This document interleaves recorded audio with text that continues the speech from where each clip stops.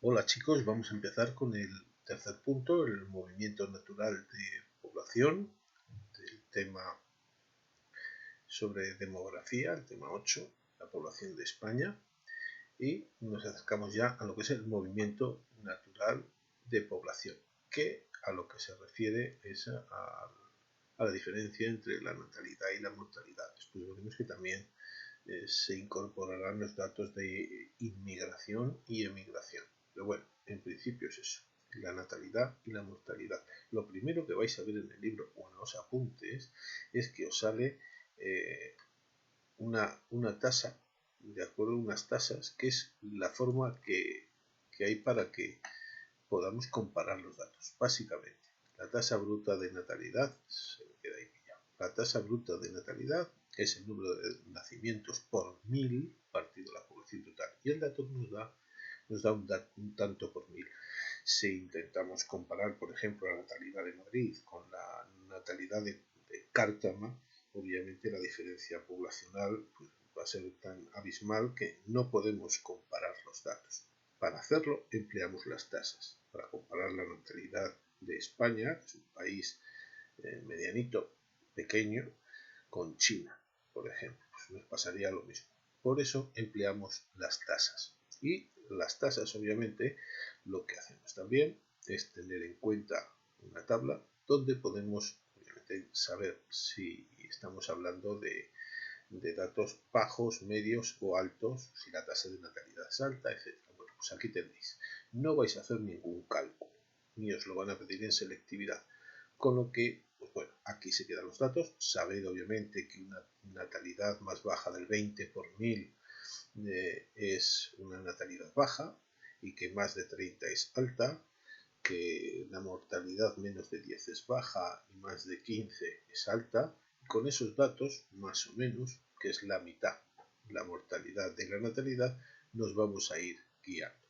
¿De acuerdo? Y con esto pasamos a los regímenes demográficos. Vamos a ver las tres fases aproximadamente, aunque la división se puede hacer mayor, ¿de acuerdo?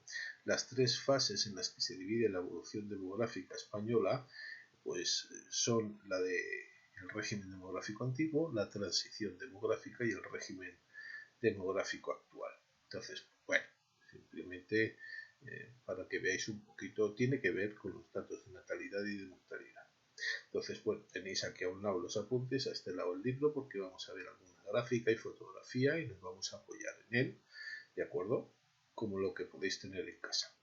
El régimen demográfico antiguo, que es el que viene siendo tradicionalmente hasta principios del siglo XX aproximadamente, se da en una sociedad española que tiene una gran base agraria, donde una gran parte de la población vive en el campo, donde no hay un control de la natalidad, donde las epidemias o las pandemias son frecuentes y donde además hay una mentalidad muy específica a la hora de matrimonios jóvenes, con una gran cantidad de hijos, con pocas medidas higiénicas y sanitarias, y eso lleva a que haya mortandades a veces terribles, enormes, malnutrición, etc. ¿De acuerdo? Todo eso lo que va a hacer es que a pesar de tener muchos hijos, los muertos también son muchos y por lo tanto la población no crece.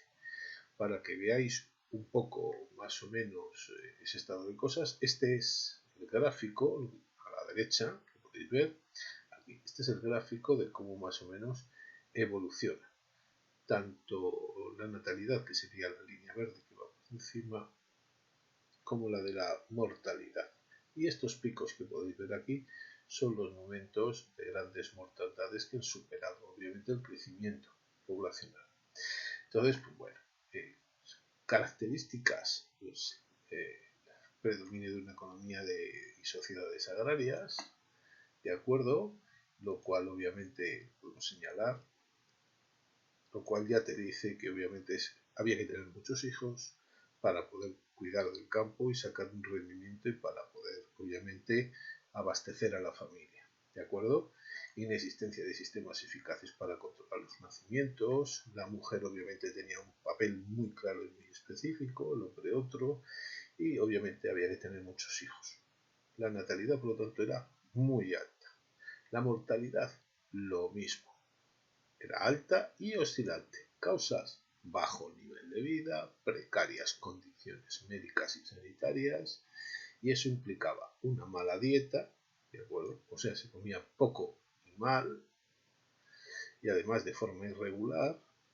El predominio de enfermedades infecciosas era enorme. Estamos hablando de tuberculosis, bronquitis, pulmonía, gripe, diarreas causadas por bacterias en el agua o en los propios alimentos, con lo cual todo esto era obviamente causa de mortandades. Por aquí podéis ver un poquito el esquema, figurar las familias con una grandísima cantidad de hijos, ¿de acuerdo? Y obviamente, pues bueno, el atraso de la medicina, ¿no? En el cuadro que aparece aquí, del museo, que está en el Museo del Prado, donde se puede ver un poco, pues, forma de auscultar, ¿no? Además de todo esto, obviamente, guerras, malas cosechas, crisis climáticas, muerte del ganado, la mortalidad infantil, obviamente, alta, muy alta, ¿vale? Tanto la neonatal, o sea, estamos hablando con menos de un mes, ¿de acuerdo? Y como la de más mayores, o sea, en general, y vosotros que habéis hecho una visita al cementerio inglés, habréis comprobado cómo, pues bueno, estaba lleno de tumbas, podíais ver que los fallecidos eran niños, y esa era una clase burguesa bastante bien asentada, y sin embargo las epidemias se cebaban con todos, ¿de acuerdo?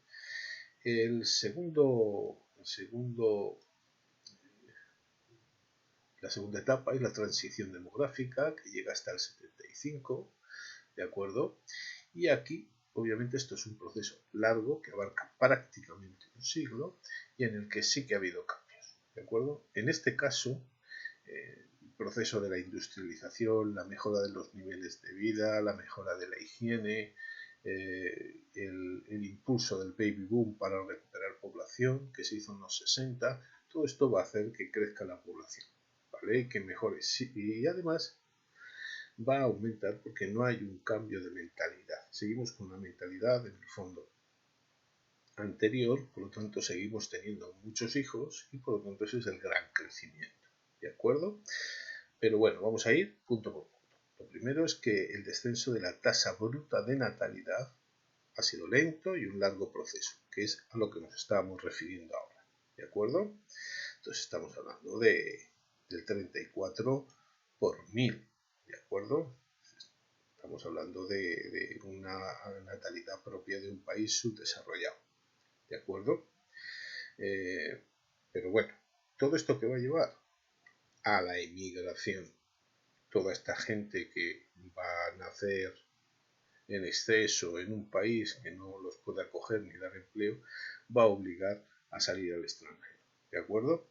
La guerra civil obviamente corta radicalmente este crecimiento, obviamente hay una caída porque la gente que tiene edad de procrear es la que muere, tanto la tasa bruta de natalidad, ¿de acuerdo?, baja, ¿eh? Hasta que llegamos a los 60, donde se produce el baby boom, la recuperación económica, y vuelve a crecer, y a partir de los 70 ya veremos cómo baja, pero bueno, esa es la siguiente fase. El descenso de la mortalidad también va a ser más tardío que en los países europeos y más lento, ¿de acuerdo? Comienza a principios del siglo XX, las tasas muy altas, estamos hablando de periodos catastróficos, ¿vale? La mejora de los años 20 hasta los años 30, hasta la guerra civil, en la que va descendiendo, ¿de acuerdo? Pero la guerra civil vuelve a aumentarla, y mucho. ¿Cuándo empezamos a bajar la mortalidad? Hablamos de a partir de 1952 y estamos hablando de cuando el régimen ya es admitido por Estados Unidos. Acabamos de ser nombrados amigos de los Estados Unidos, entramos en la ONU y obviamente empieza a cambiar la política en este país, la economía, no el régimen, obviamente. Mejora ligeramente la economía, en los 60 mejorará aún más y por tanto la mortalidad empezará a bajar, ¿de acuerdo? La mortalidad infantil también, ¿vale? Que era altísima, se ha reducido brutalmente. ¿Cuál es la esperanza de vida al nacer? Pues bueno, el promedio de la edad, si la mortalidad se mantuviese constante, ¿vale? Lo que se puede calcular la edad de vida de todos, media. Entonces, pues bueno, somos de los más longevos de España. Esto también hace que se refleje que la mortalidad suba esporádicamente un año, ¿de acuerdo? Pero también es por el índice de ancianos que tenemos en este país, ¿de acuerdo? Pues bueno, las causas del descenso de la mortalidad, pues mayores recursos, progresos médicos y las medidas de higiene públicas, precisamente ahora, ¿no? de lo que estamos escuchando. Y llegamos al año 75, ¿de acuerdo? El año 75 entramos con la muerte de Franco. En el 75 entra la crisis, desde el 73 la crisis del petróleo. La economía en el país está bastante mal, además hay que hacer una reestructuración económica, industrial, por lo cual vamos a entrar en una larga crisis económica que llega hasta los años 80 y que empalma hasta los años 90 con otra, con lo cual obviamente lo primero que se hace es un descenso de la edad, un descenso de los matrimonios, un descenso de la tenencia de hijos, también la incorporación de la mujer al trabajo fuera de casa va a facilitar eso, se tienen menos hijos, ha mejorado el nivel de vida y por lo tanto se tienen menos hijos, es una relación directa y obviamente pues bueno, van a ser causas de todo ello, ¿de acuerdo? Desciende del 75 al 98 hasta 1,15 hijos por mujer. La tasa de reemplazo está en 2,1 y nosotros estamos por debajo, ¿de acuerdo? Se retrasa la edad matrimonial, que es lo que ya hemos dicho, lo cual va a hacer también que el número de hijos descienda, ¿de acuerdo? Causa precariedad laboral, el paro, la subida de los precios de las viviendas, ¿de acuerdo? Y sobre todo el cambio de valores morales y religiosos, se van a usar anticonceptivos, la legalización del aborto y del divorcio, que también va a hacer que obviamente cambie toda la moralidad anterior y por lo tanto la regulación anterior con la que va a haber a partir del 75 y sobre todo los años 80. ¿De acuerdo? Que la mujer trabaje, también va a retrasar la edad de la maternidad, obviamente porque no se puede conciliar la vida familiar de la misma forma, viviendo en casa y trabajando en casa, que yendo a trabajar fuera. ¿De acuerdo? El número de hijos por mujer, ya lo hemos dicho, la tasa de sustitución en 2,1 y estamos más o menos ahora en 1,33. La mortalidad se mantiene baja, ¿de acuerdo? Aunque los datos últimos obviamente han hecho que ascendiese ligeramente, ¿de acuerdo? Causa de envejecimiento de la población. El aumento de la esperanza de vida, obviamente, llega un momento en que se acumulan los fallecimientos. Si os dais cuenta un poquito en las estadísticas de los pueblos, que es donde quizás se nota más, hay años en los que no muere apenas gente y después de repente hay años de estos malos en los que la acumulación de gente con cierta edad que llega a unos límites verdaderamente altos fallecen y parece que fallece medio pueblo. Pues bueno, estos datos es lo que hace que se descompensen de vez en cuando, ¿de acuerdo? Las cosas, pero en general tenemos una larga esperanza de vida, a media de 80 y pico años, que nos coloca con Japón, con Italia, los países que más esperanza de vida tienen en el mundo, ¿de acuerdo? Descienden las enfermedades infecciosas, parece mentira decirlo, pero es así. Si no fuera por el coronavirus, pues bueno, podríamos seguir manteniendo antes, ¿vale? Pero aumentan las cardiovasculares, el cáncer, por ejemplo, y los suicidios o accidentes de carretera, ¿vale? Un cambio de sociedad por otro, ¿de acuerdo?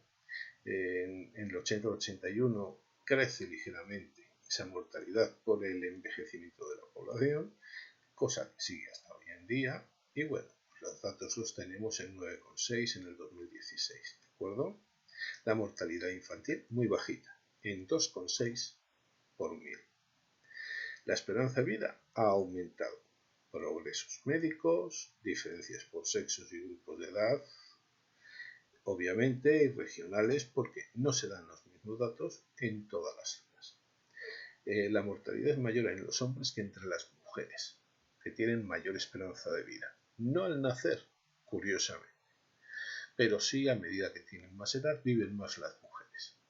Las profesiones manuales, con escaso nivel de cualificación, tienen menor esperanza de vida que las que tienen una mayor instrucción o son mejores. O sea, una profesión que te dota económicamente de más dinero, en principio te permite tener una esperanza de vida mayor. El crecimiento natural de la población, que es la diferencia entre los nacidos y los fallecidos, se reduce. Obviamente, se reduce porque hay menos natalidad, pero también la mortalidad se reduce. Por lo tanto, se va equilibrando. ¿De acuerdo? Entonces estamos en datos de 5,4 por 1000, que es un crecimiento bajito, pero bueno. ¿De acuerdo? En la CE, la media. En la CE nosotros estamos en 2,15. Casi nada. ¿De acuerdo? ¿Qué ha nivelado todo?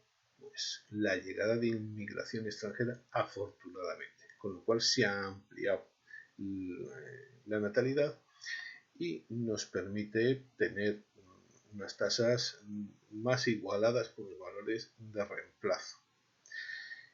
Todo esto además tiene diferencias según los territorios.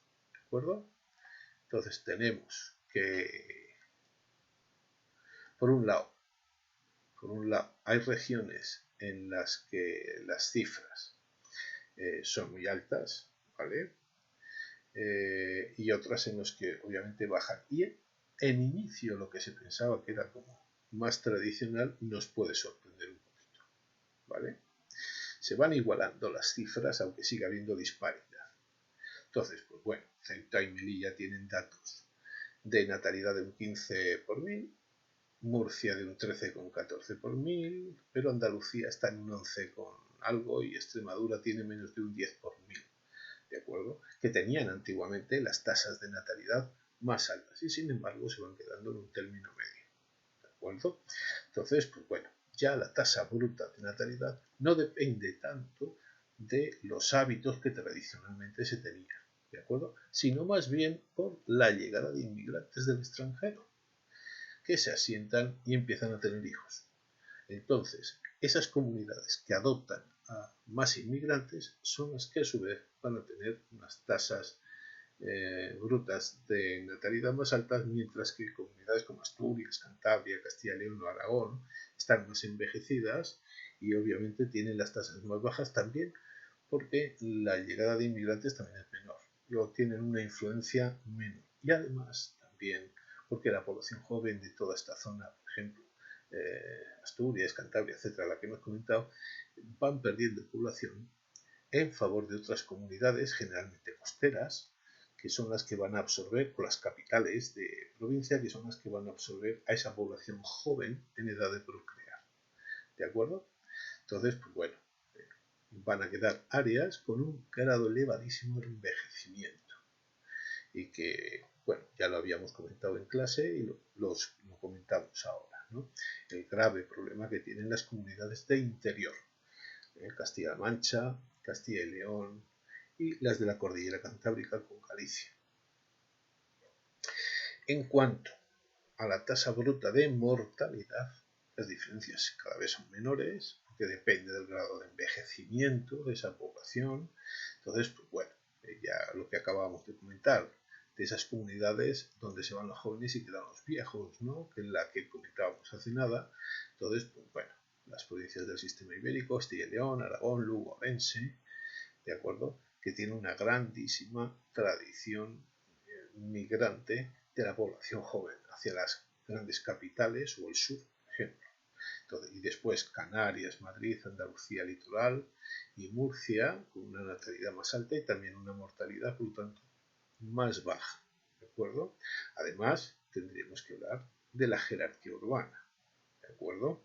En las zonas rurales también la mortalidad es más alta que en las capitales.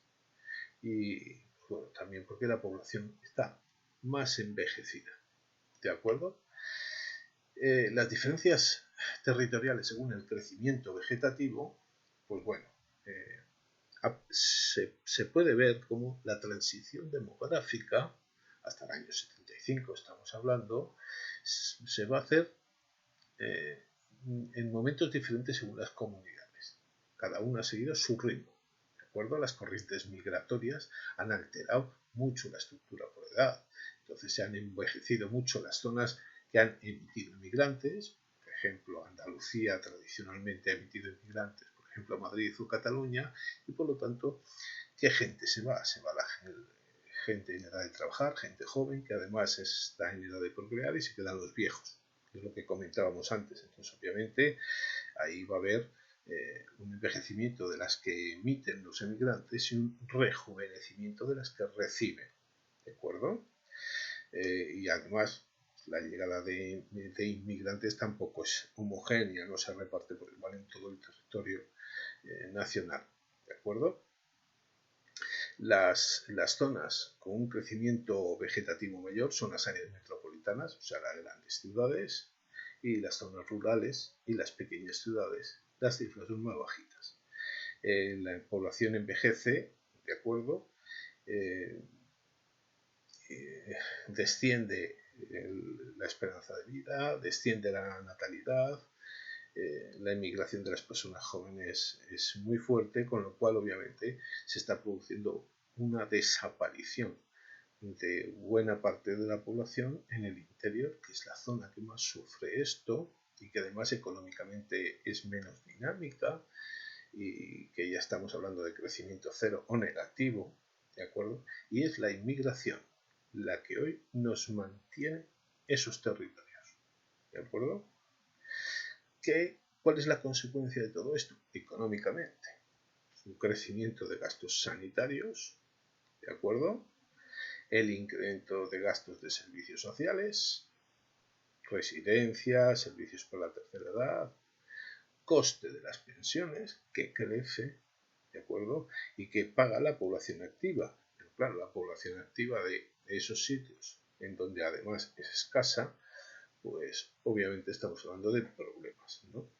Entonces, pues bueno, la población que vive de pensiones tiende a reducir su nivel de consumo, entonces obviamente el mercado interno de esas zonas se reduce y son economías menos dinámicas, menos interesantes, que además van a recibir menos inversión. El prolongado envejecimiento de la sociedad española a lo largo de este siglo tiene que ver con el descenso de la mortalidad. Y bueno, ¿cómo se distribuye la población española? El interior, el litoral, primer contraste. El interior con densidades muy bajitas, en municipios con menos de 10 habitantes por kilómetro cuadrado, salvo, bueno, vale, Madrid, Valladolid, el entorno del Ebro con Zaragoza en centro, y obviamente no podemos hablar de Andalucía, del Guadalquivir y demás, porque el sur está muy poblado, el interior andaluz está muy poblado. Las ciudades y el medio rural, obviamente, a medida que nos alejamos de las ciudades, hay un decrecimiento progresivo en la densidad de población. Somos un país eminentemente urbano. Entre el norte y el sur pasa lo mismo. Son más bajas en la mitad norte la densidad de población que en la mitad sur, donde los municipios son más grandes, ofrecen muchos más servicios, tienen más calidad de vida, retienen más a población joven, y la población joven del norte pues tiende a salir de sus municipios, ¿de acuerdo? Las llanuras y las montañas. Lo de las llanuras y las montañas es simplemente la zona montañosa está menos acondicionada para vivir que las zonas llanas, donde obviamente hay agricultura y por tanto mejores comunicaciones, etcétera, etcétera, etcétera. No hace falta mucho más. Y por último, obviamente, todas las zonas que estén cerca de ejes de transporte, que tienen mejores comunicaciones, son zonas más dinámicas, las infraestructuras les favorecen para que además crezcan y se creen nuevas zonas de vivienda, y todo esto obviamente pues, que haya mejoras económicas. Por lo tanto, son zonas, ¿vale?, que van a destacar de las otras, ¿vale? Zonas con una dinámica poblacional más pobre y con densidades más bajas, son los espacios intermedios. Y con esto terminamos el punto 3 y lo dejamos para el punto 4, que dentro de unos días colgaré. Gracias.